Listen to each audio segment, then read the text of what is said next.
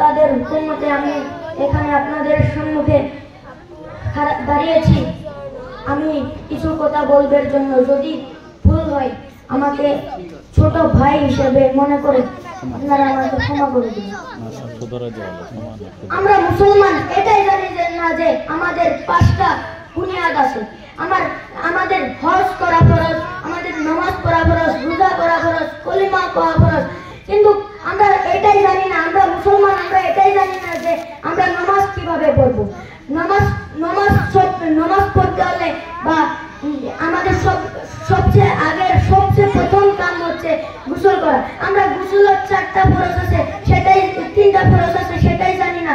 আমাদের ওযু করা হয়, ওযুর কয়টা ফরজ তাই জানি না। আমরা সেভাবে আসি, যদি সারা দিন যদি আমরা মসজিদের ভিতরে যদি দিন রাত 24 ঘন্টা যদি আমরা ইবাদত করি, আমাদের ইবাদত কবুল হবে না, বরং আমাদের আরো পাপ হবে। এই কথাগুলি জানার জন্য আমাদের কি করতে হবে? আমাদের মাদ্রাসাতে যেতে হবে। মাদ্রাসাতে গেলে আমরা উচিত শিক্ষা পাবো। আর মাদ্রাসাতে গেলে হবে না, মাদ্রাসা যদি আমরা হুজুরদেরকে সম্মান না করি, উস্তাদদেরকে সম্মান না করি, তাহলে আরো বেশি পাবো। যেরকম আমি একটা এক্সাম্পল দিয়ে বুঝিয়ে দিচ্ছি। আমরা স্কুল পড়ি, সবাই স্কুলে একজন প্রিন্সিপাল থাকে, আরো আমাদের শিক্ষাগুরু সকল থাকে। আমরা যদি একজন শিক্ষাগুরু যদি আমরা ভুল বেয়াদবি করি, সেই শিক্ষাগুরু কি করবে? প্রিন্সিপালের কাছে আমাদের নামে কমপ্লেন করবে। সেই প্রিন্সিপালে যখন শুনবে শিক্ষকের সঙ্গে বেয়াদবি করেছে, তখন আমাদেরকে স্কুল থেকে কি করে দিবে? বের করে দিবে। ঠিক সেরকম ভাবে যদি আমরা আমাদের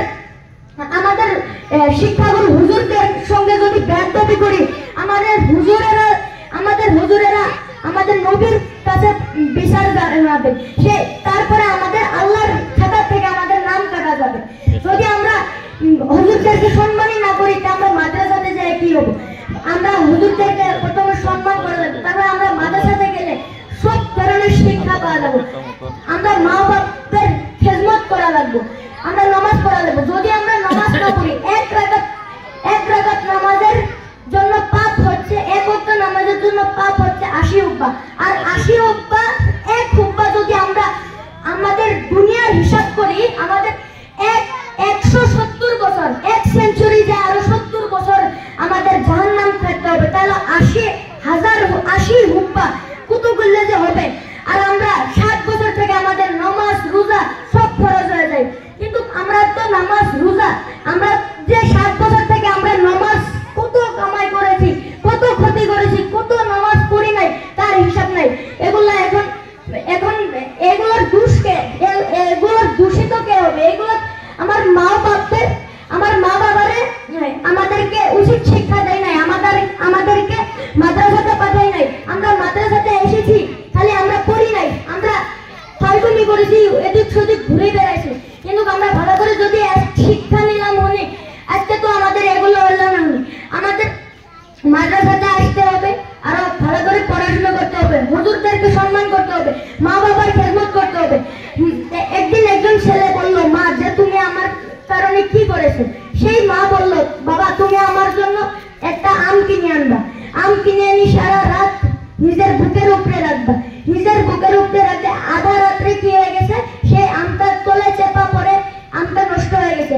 পরে বেনা মাকে এসে ছেলেটা বললো যে মা আমটা তো নষ্ট হয়ে গেছে, কি গো?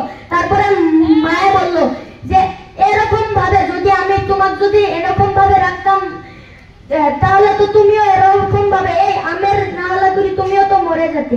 সেই জন্য আমাদের মা বাবার খেদমত করতে হবে।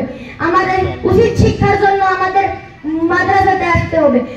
এই যে আমরা তো এই মাত্র দেখলাম যে মাদ্রাসা আসেছে, কিন্তু আমরা মাদ্রাসাতে ভালো করে পড়ি নাই। সেই জন্য আমাদের এখানে কোনো একজন ছাত্রই বেরোলো না যে নাকি একটু ভালো করে কেরাত বলবে, কেরাত গজল করবে। এইগুলোই আমাদের ইসলামের, আমাদের ইসলাম ধর্মের আমাদের এগুলো তার মানে কি হয়েছে? আমরা যদি ইসলাম ধর্মকে ভালো করতে চাই, আমরা তো এখন আমাদের ইসলাম ধর্ম, আমাদের মুসলমান মিয়াদেরকে তো আসামে এখন